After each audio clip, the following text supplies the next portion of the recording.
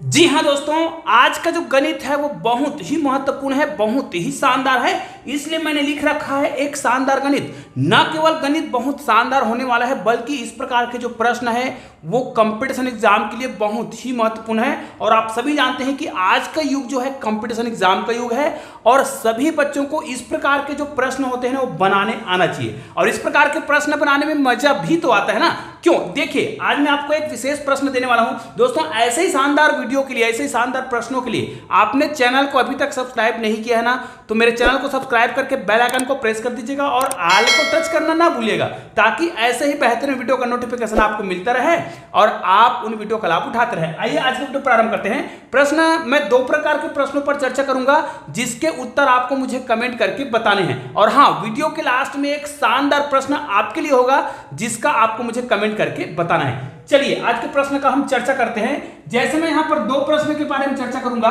तो पहला प्रश्न हम लिख लेते हैं। जैसे P को यदि हम P में जोड़े, ये देखिए P प्लस P को जोड़े, तो इसका जो उत्तर है वो QP आता है। तो क्या आप बता सकते हैं इसमें से QP है क्या, या फिर P का वैल्यू क्या है? क्योंकि यहां पर अगर हमें संख्या दिया जाए 2 + 2 + 2, तो हम फटाफट जो जोड़ देंगे 2 दूनी 4 और ये 6। ठीक है, अगर ये संख्या बड़ा हो जाता तब भी हम कर लेते। जैसे हमको कहा जाए 7 को जोड़ने के लिए कहा जाए इस प्रकार, तो हम 7 को 3 बार जोड़ते, 7 के क्या होता 21। तो हमें तो यहां पर इस प्रकार की संख्याओं का योग करके बताना है, वो भी गणितीय विधि से इसको प्रूफ भी करना है। तो यदि आपको इस प्रश्न का उत्तर पता है तो मुझे कमेंट करके जरूर बताइएगा बेसिक के साथ। और इस प्रश्न को आप ध्यान से देखिएगा। दूसरा प्रश्न है, यदि इसी का दूसरा प्रश्न हम इस प्रकार ले लें, यदि A और B को गुना किया जाए A और B से, तो इसका जो उत्तर है वो आश्चर्यजनक ढंग से इस प्रकार आता है, मतलब ACC। अब ये ACC क्या है? क्या ये सीमेंट का नाम है? नहीं, आपको इसको भी गणितीय विधि से हल करके बताना है, और इस वीडियो में इसको पूरा बेसिक तरीके से हल करके बताया जाएगा, क्योंकि आप सभी जानते हैं बेसिक जो है बहुत जरूरी है। तो आइए आज का वीडियो प्रारंभ करते हैं। पहले हम इस प्रश्न से प्रारंभ करते हैं। जैसे P + P तीनों को यदि हम जोड़ते हैं तो QP आता है। इसका मतलब अगर हम गणित की भाषा में बात करें तो इसका हल सिंपल सा ऐसा होना चाहिए। हम पहले प्रश्न को हल कर रहे हैं A को, तो इसका मतलब यह है P + P, इसको यदि हम जोड़ते हैं तो कितना आएगा QP। याद रखिए P और P ये एक एक अंकों की संख्या है, क्योंकि ये एक ही अंक लिखा है, इकाई अंक है। मतलब P और P इकाई अंक है। यहां पर देखिए 2 अंक आ रहा है, P इकाई अंक में है और Q जो है दहाई अंक में। इसका मतलब यह है जब हम इकाई अंकों को जोड़ेंगे तो P और P को जोड़ रहे हैं, तो ये कितने बार आ जा रहा है? ये P जो है 3 बार आ रहा है। ठीक है, फिर इसमें देख लीजिए P और Q आया है आंसर। इसका मतलब ये इकाई अंक है, मतलब P होगा, और Q दहाई अंक है, और गणित की भाषा में हम दहाई अंक को इस प्रकार लिखते हैं, मतलब 10Q और ये +P। इसका मतलब हमें तो ये समझ आ गया कि इसको हम इस प्रकार लिख सकते हैं। इसका मतलब ये भी हुआ कि 3P, ये P इधर है तो इसको हम पक्षांतर करेंगे तो -P हो जाएगा, बराबर हो जाएगा 10Q। ठीक है, अब देखिए इसमें एक घट जाएगा तो यहां पर आ जाएगा 2P बराबर ये हो जाएगा 10Q। ध्यान दीजिएगा।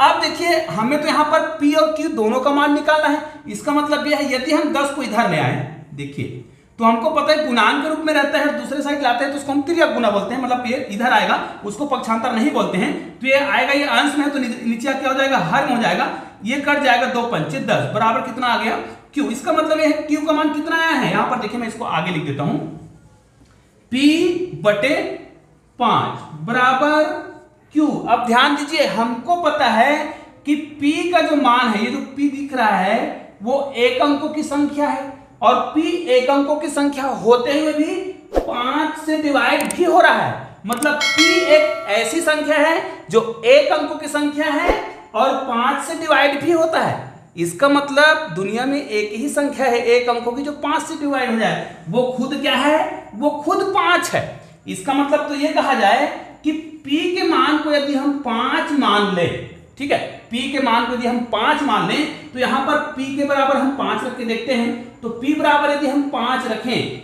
है ना, तो P बराबर मैं 5 रख देता हूं, ये देखिए 5 बराबर कितना आ गया Q, तो 5 × 5। इसका मतलब यह है P का मान जब हम 5 रख रहे हैं तो Q का मान कितना आ रहा है, 1 आ रहा है। इसका मतलब दोनों ही मान हमें ज्ञात हो गया। ध्यान दीजिए, p इकाई अंक है, एक अंकों की ऐसी संख्या है जो 5 से डिवाइड होता है, इसलिए हमने p का मान तो 5 मान लिया।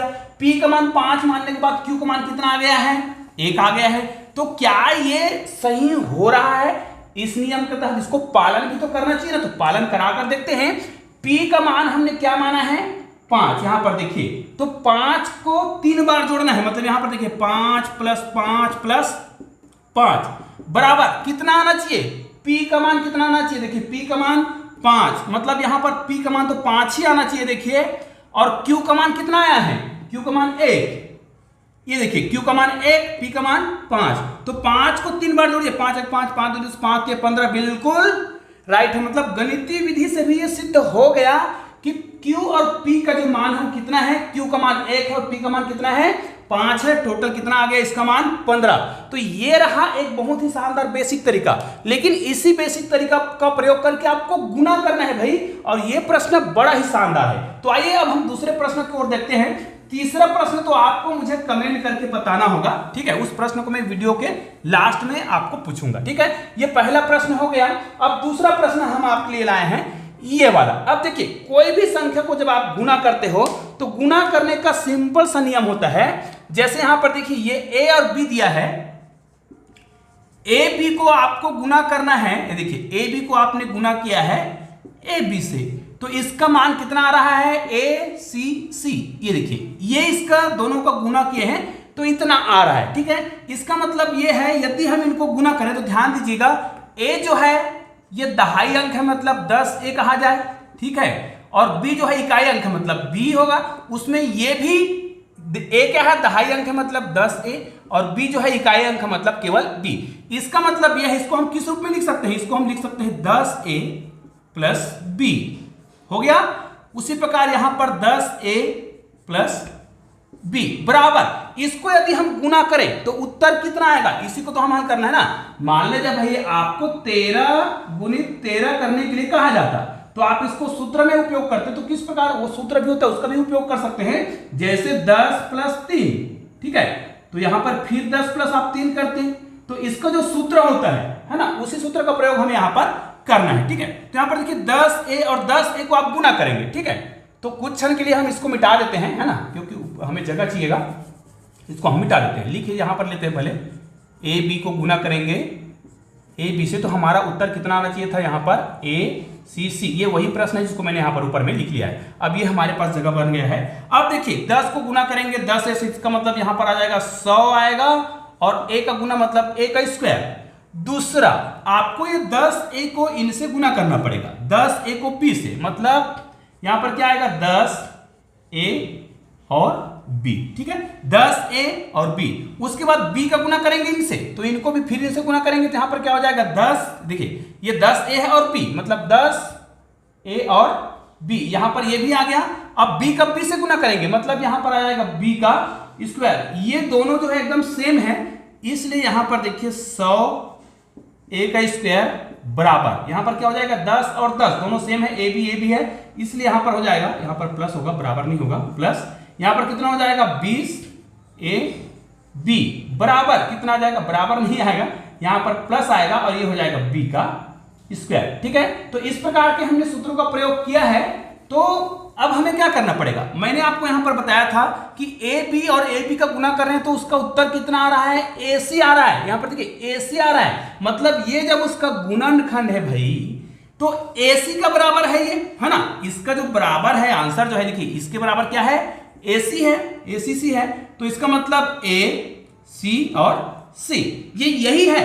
अब इसको आपको क्या करना है, तोड़ना है, विस्तारित रूप लिखना है। तो ये c जो है इकाई स्थान पर है, ये वाला c जो है दहाई स्थान पर है, और ये वो सैकड़ा स्थान पर है। तो इनको हम किस रूप में लिख सकते हैं, ध्यान दीजिएगा, इसको हम लिखेंगे 100a, ठीक है, प्लस इसको हम क्या लिखेंगे 10c, और इसको हम क्या लिखेंगे केवल c बराबर, ये देखिए इसको हमने विस्तारित रूप में लिखा तो ये आया।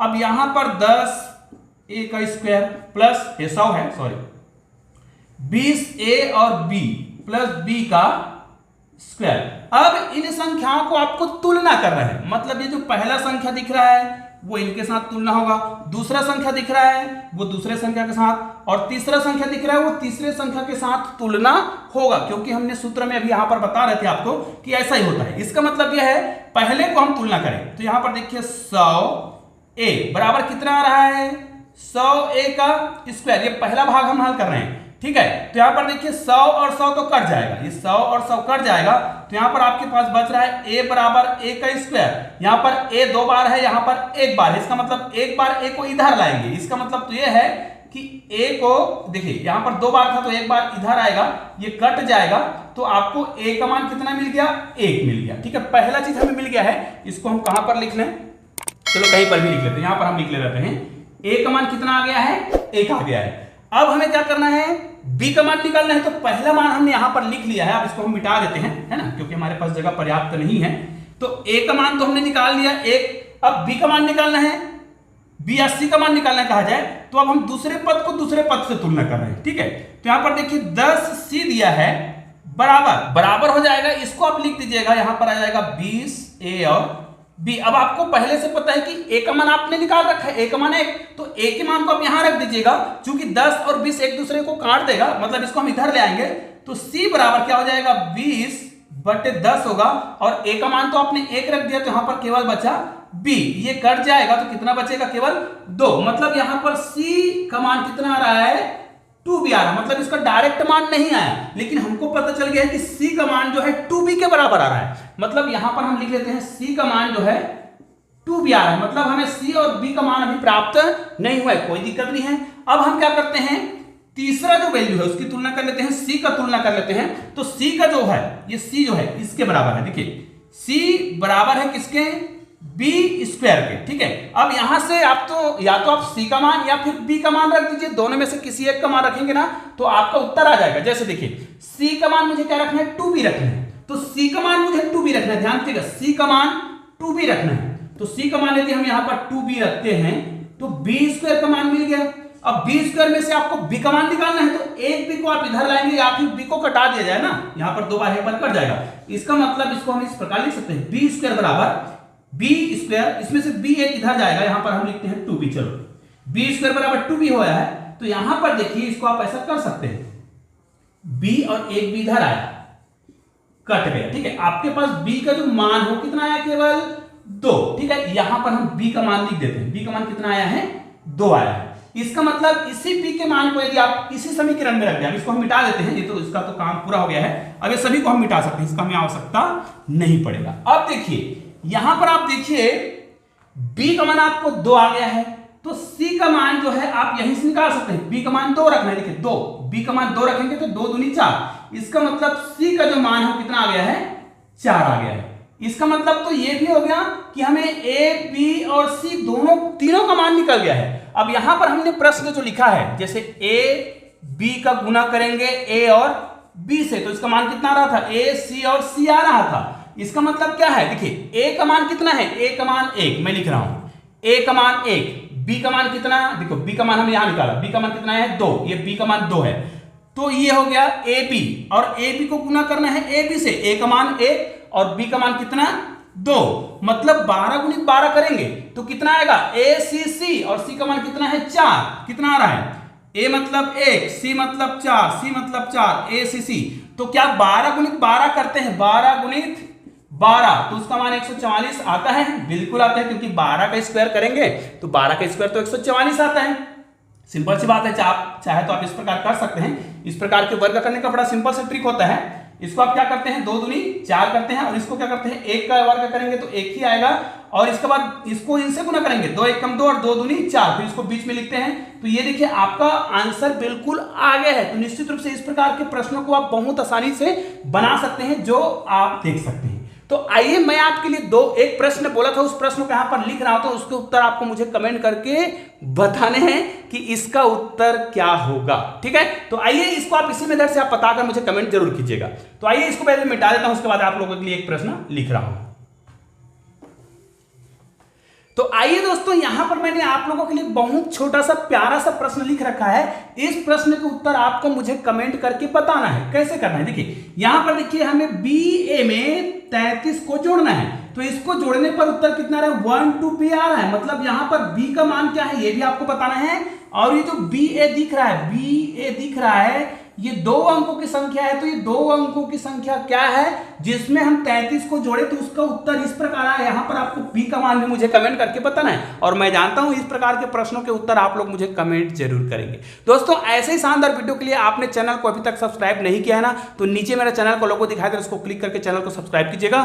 बगल में 2 शानदार वीडियो दिखाई दे रहा है, किसी भी वीडियो को क्लिक कीजिए और शानदार वीडियो का आनंद लीजिए। तो दोस्तों मिलते हैं ऐसे ही बेहतरीन वीडियो के साथ, तब तक के लिए जय हिंद जय भारत।